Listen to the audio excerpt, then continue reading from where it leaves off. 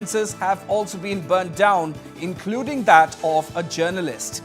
Top police officials said that the premises and the buildings attacked today were the ones that were already targeted in previous attacks. However, the only fresh establishment to have been attacked today was the Forest Office building, which was partially burnt down, police sources added. So that is the big breaking news coming out of Manipur at this point in time, viewers. The big heavy shootout is in progress in Moreh, the border town of Manipur, located along the Indo-Myanmar border. Incident of gunfire being reported from Moreh. Violence continues to rock Manipur. What further details do you have for us at this point in time, Wasbir?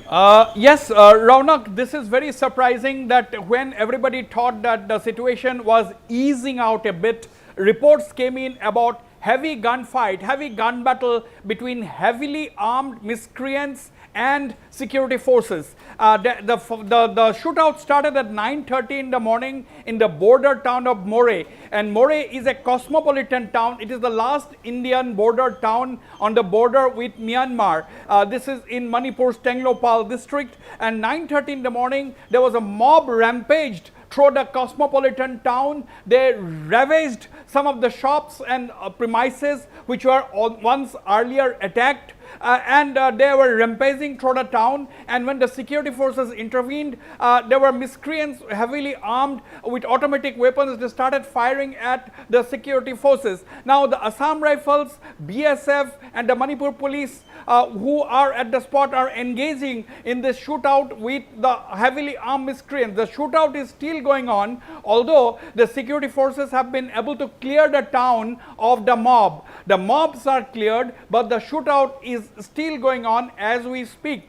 That means for the last 4 hours or so, or little more than 4 hours, the shootout is still going on in the border town of Moreh. And now this is absolutely surprising. Who are these people?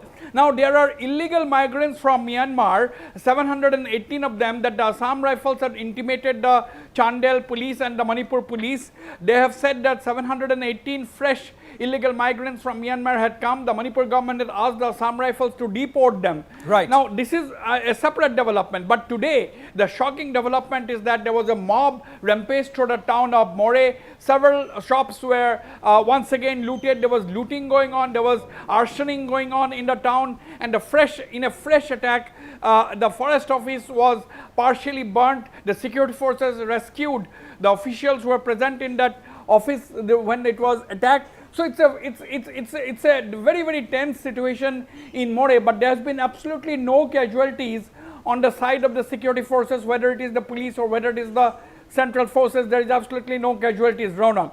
Right. So, Wasbir, as you very rightly pointed out, the reports are telling us that the incidents of vandalism and arsoning that took place have actually taken place on buildings and establishments that were already targeted before. But the Forest Office is the only fresh establishment where arsoning has partially taken place, Wasbir.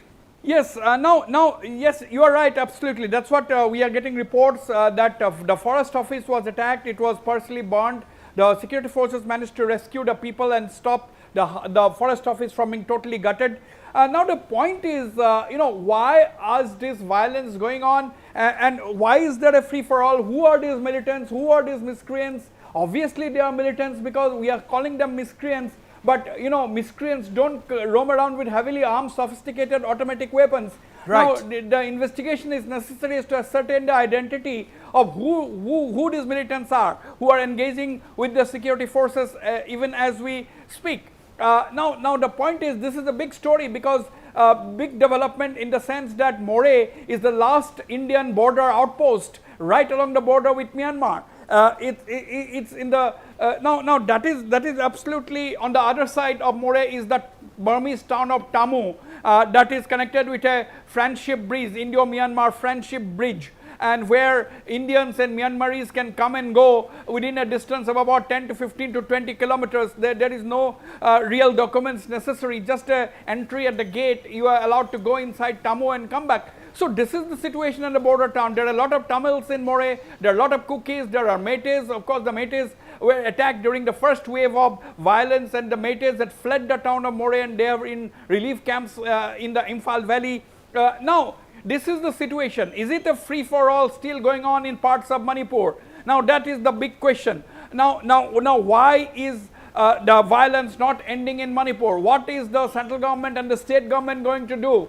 What is Biren Singh going to speak out on this issue?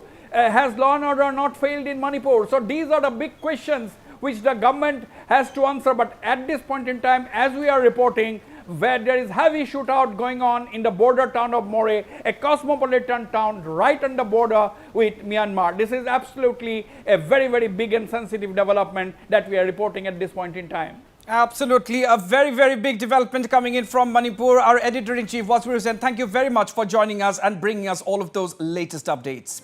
So there you have it, viewers. That is the breaking news coming in from Manipur at this point in time. Heavy firing underway at the border town of Moreh in Manipur. Of course, no casualties have been reported as far as police or security forces or even civilians are concerned. However, we have gotten reports that several private residences have been set on fire, and one forest office building, I beg your pardon, a forest office building is one of the fresh establishments that has also been partially burnt down.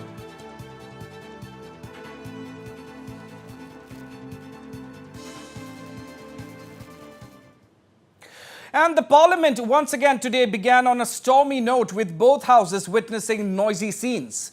The demand for a debate on the Manipur violence by the opposition continues to obstruct the proceedings of the parliament.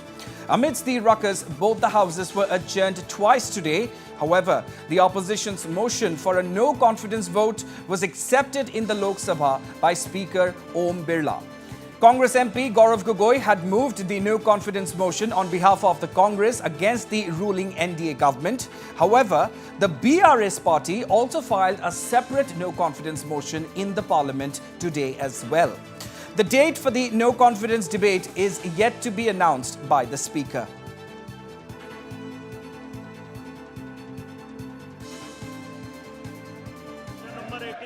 बात कर रही है।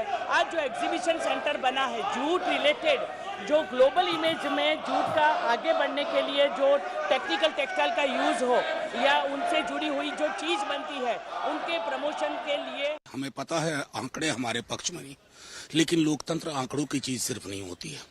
मणिपुर जल रहा है, वहां के लोग टकटकी लगा के देख रहे हैं कि हमारे प्रधानमंत्री जुबान कब खोलेंगे।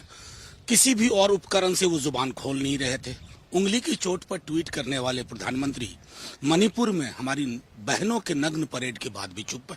तो शायद अविश्वास प्रस्ताव के बहाने ही उनसे कुछ बुलवाया जा सके, तो यही सबसे बड़ी उपलब्धि होगी।